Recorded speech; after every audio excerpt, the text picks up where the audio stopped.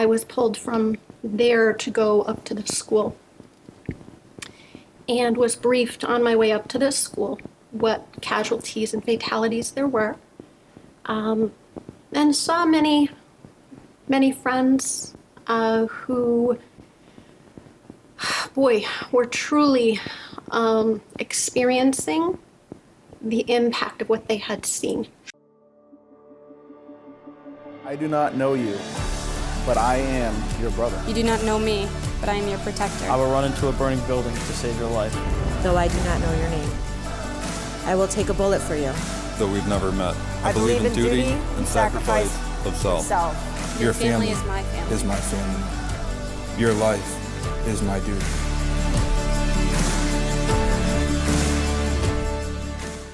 What's going on, guys? Time for another episode of Behind the Uniforms today. Special Friends and Family and Supporters edition. I'm not going to introduce you. You tell them all who you are. Sure. I'm Phyllis DeJoya, and I'm a licensed clinical social worker in Manchester. I work primarily with first responders and am in development of a treatment facility, an intensive outpatient program actually for first responders and their families. Awesome. So for those of you who have never seen this show before, the way that we roll is that the guests bring some whiskey for the whiskey wall. We share a drink. Usually people will either share two stories. They tell us about a good day or tell us about a bad day, or they talk a little bit about what they're doing in the community so we could bring awareness to that organization and try and help some people. So first of all, nice job on the whiskey. Yes, thanks to one of my very good friends, State Police Troy, and another friend, John, who sent me pictures of whiskey that I needed to go to the liquor store with. Excellent. Well, you'll have to tell them. Obviously, they have good taste in whiskey, so you'll have to invite them on the show for us. All right, so give everybody some context and background. Tell them all what you're doing and what they need to know. Sure. So Honor Wellness Center is meant to be an intensive outpatient treatment program for trauma, mental health, and addictions. Gotcha. All kinds of addictions. And in treating first responders, we're referring to police, fire, military, corrections, dispatchers, and EMS. Gotcha. So that's, of course, represented in the logo of the 5 colors. Of what we look at with treating first responders and EMS is that there's really not been anything in Connecticut for a continuum of care. Got it. So when they, for example, may go to an inpatient program, they're going out of state for those specific programs that treat first responders. Yeah. Because there's nothing in Connecticut. Sure.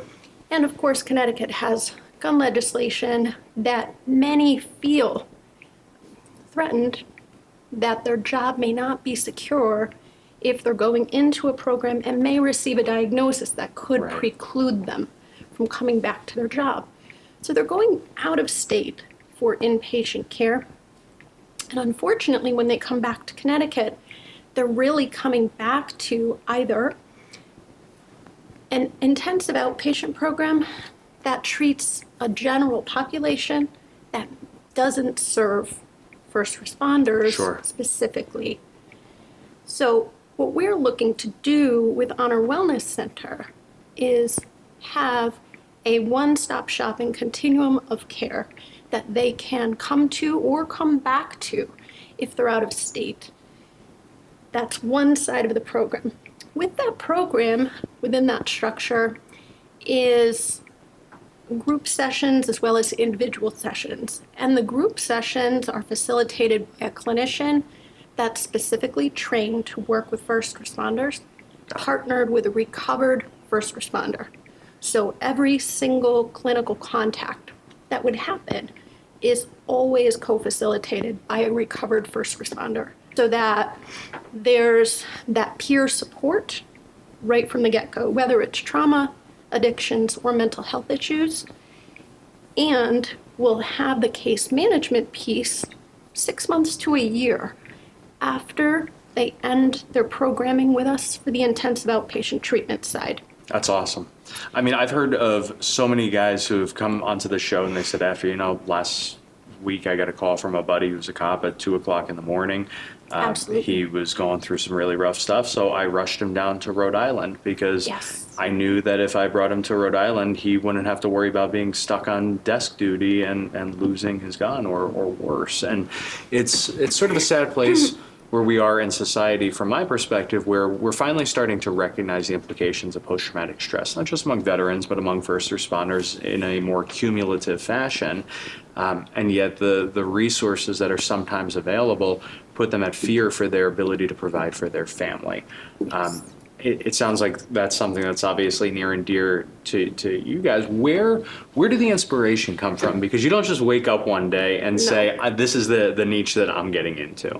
Exactly. About 15 years ago, I started working with an employee assistance program as a social worker, Yep. doing case management. And with that employee assistance program, they had really a niche market.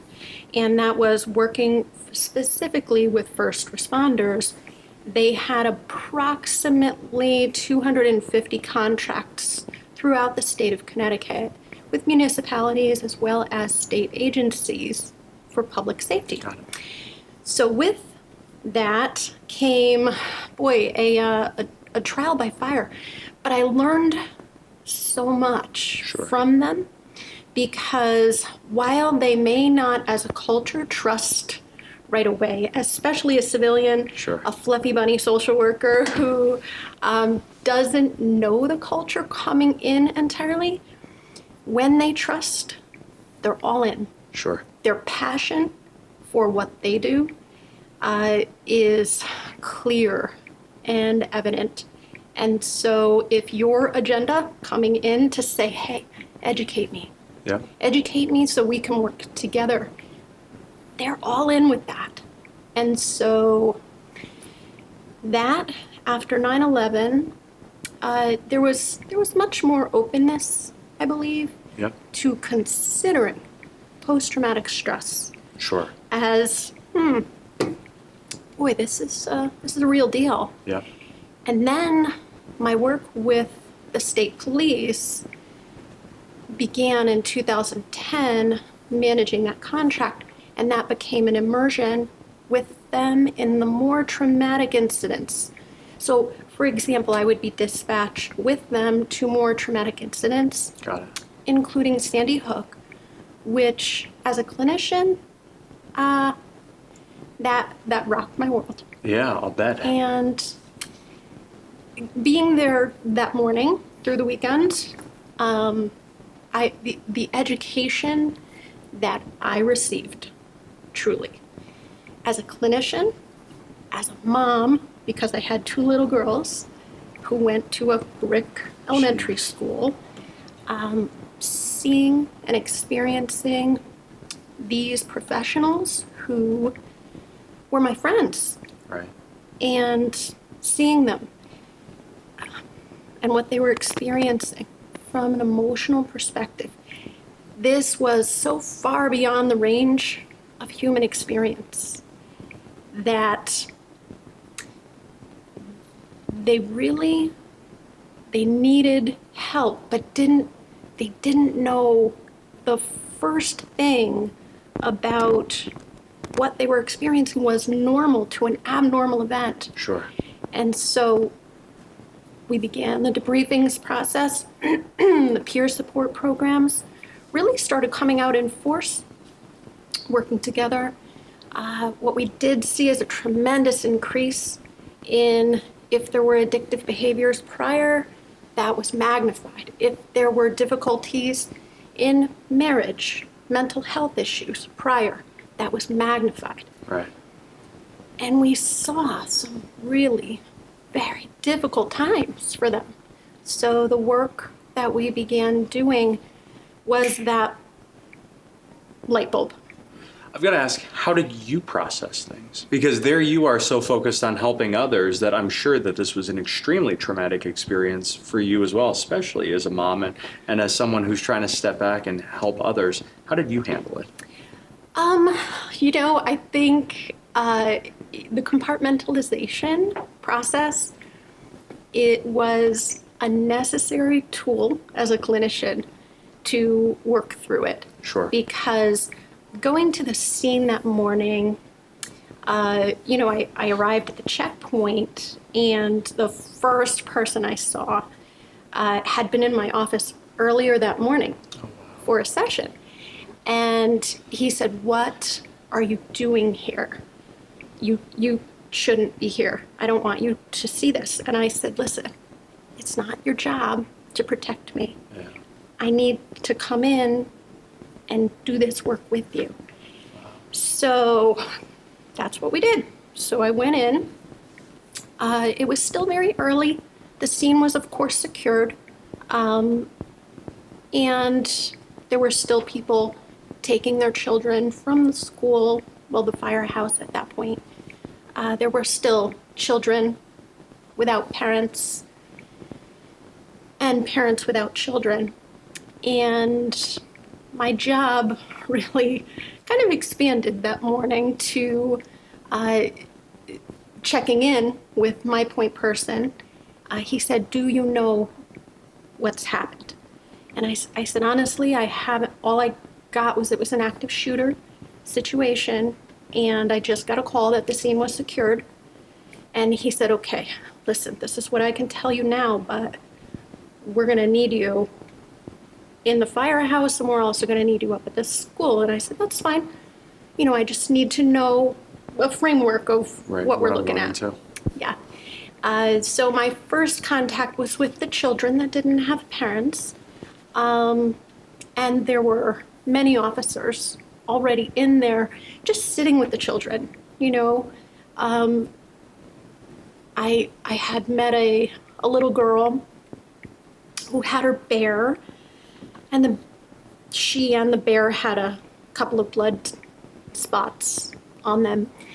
And I sat down on the floor with her, and she sat down with me. She really was, I think, a normal child's response.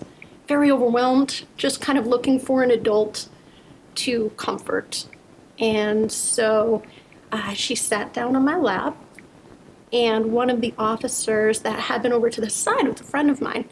And he came over and he said, "I love your bear. That's such a cool bear. Can I put this little pin on your bear?" And she said, "Sure." And she's still sitting on my lap, and she kind of snuggled into me.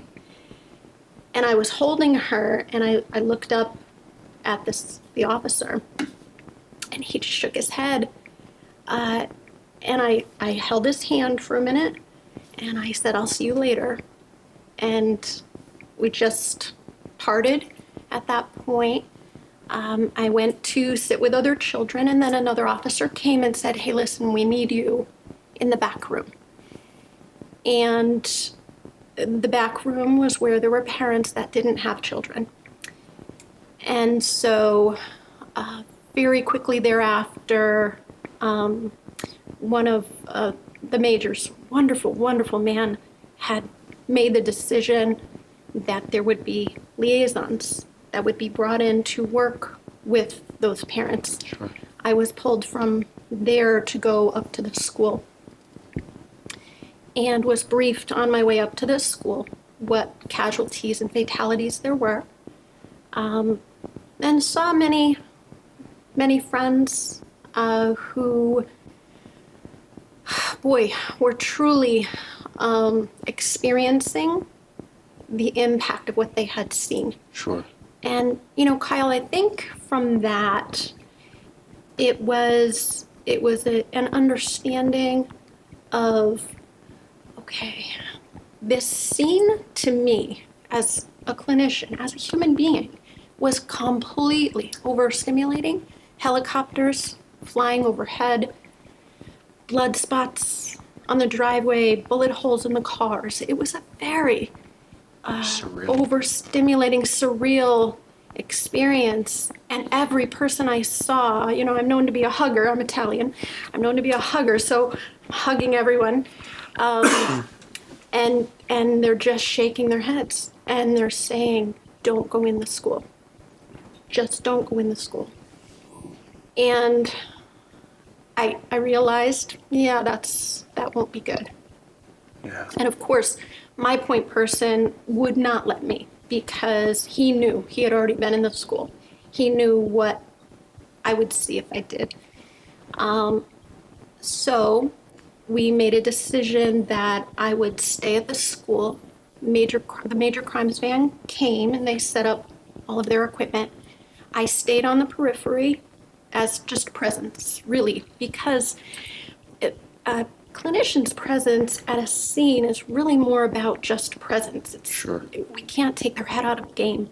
Yeah. Their head needs to be in the game so for sure. that we can be there later. Or, hey, can I get you a bottle of water? Or, what do you need?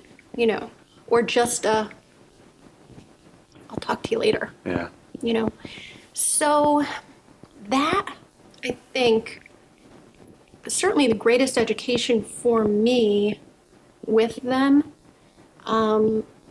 in really understanding the culture itself had not bred a sense of human response, normal human response to an abnormal event. Sure. That was one event.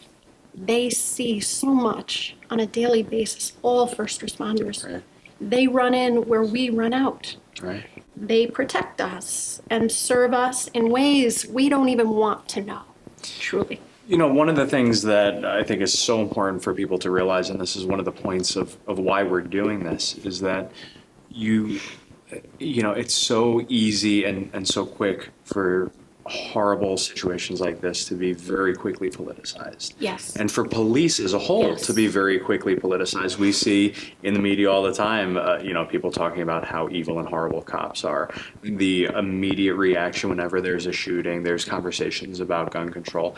I think we need to remove all of the politics from this and understand that the police officers who responded to this and the other supporters that respond to this, so many are parents. They are parents and husbands and wives, their children and brothers and sisters. They are human and they are going home, and some of them do talk with their families, many do not. And I mean, how can you? Sure. How can you? You see that many bodies of Sure. children Exactly. on the floor. Like, how do you talk about that? Where do you begin? And that is the hardest part, because if you yourself haven't accepted, okay, this is my holy crap moment and I don't even know what to do with it. How am I supposed to communicate this with someone else? So when I had many of the first responders coming to see me individually, their first instinct was to protect me. Their first instinct was to not tell me, you know, everything. And I said, listen, here's the deal. You need to take me there. But you were there, was their response. No, I wasn't. I need you to take me there so we can get in, do the work we need to do. You leave it here. You leave it here with me. So that when you go home, you connect with your family. You allow yourself to be human, and you let it be okay if you cry. You let it be okay that when Christmas comes and you're thinking about those presents that were underneath the tree for those kids that will never open them, you cry. That you look at your own children and your husbands and wives, you hug them, you connect, you have the emotional intimacy that needs to happen, rather than feeling shameful or guilty that you've got this darkness in you. And so Honor Wellness Center is really about making it okay, making it normal to be human, that this is a safe place for you and your family, that we can say, come on in, no matter when it is. Awesome. And what we need to do is provide that continuum of care so that if they're at the department, agency, troop, wherever they are, and they're really having a rough time, and they walk in the front door, it's not going to be, okay, you know what, we'll call you and you can come in 3 days. Yep. It'll be when they walk in, okay, listen, we'll get somebody to talk with you. Awesome. Give us about 15, 20 minutes. We're going to get somebody to talk with you. Would you like to sit in on a group? We can do that. We'll also have therapy dogs, so we're working with Brad Cole. Yeah. Yeah. I'm training my dog, although it's going to take him a couple of years, I'll be honest. He's a crazy little 2-year-old German Shepherd right now. If Brad's helping, he might speed up that process. Well, Brad is awesome. Yeah, Yes. we had him on a show, and Yes. he's great. How Yeah. can people learn more? Okay, so definitely by calling me. My name again is Phyllis DeJoya, and my cell phone 860-919-9762. I give that to everyone that's online. Awesome. Devon, make sure to edit that into this, and we'll put the website up. HonorWellnessCenter.org is Awesome. the website. We also have a GoFundMe page because we are in development process Yep. right now. We're Yep. not open yet. We are hoping to open late spring, early summer. Awesome. We're bringing on board a professional fundraising team and development team so Awesome. that we can do some grant writing. Awesome. Yes. I love it. Yeah. Well, listen, thank you so much for coming on the show. Thank you for sharing these stories. I hope that all of you guys take the 2 seconds that it's going to take to hit the share button, because we could just save one more life by doing so. So thank you, you. and cheers to you. God bless America. Thank you.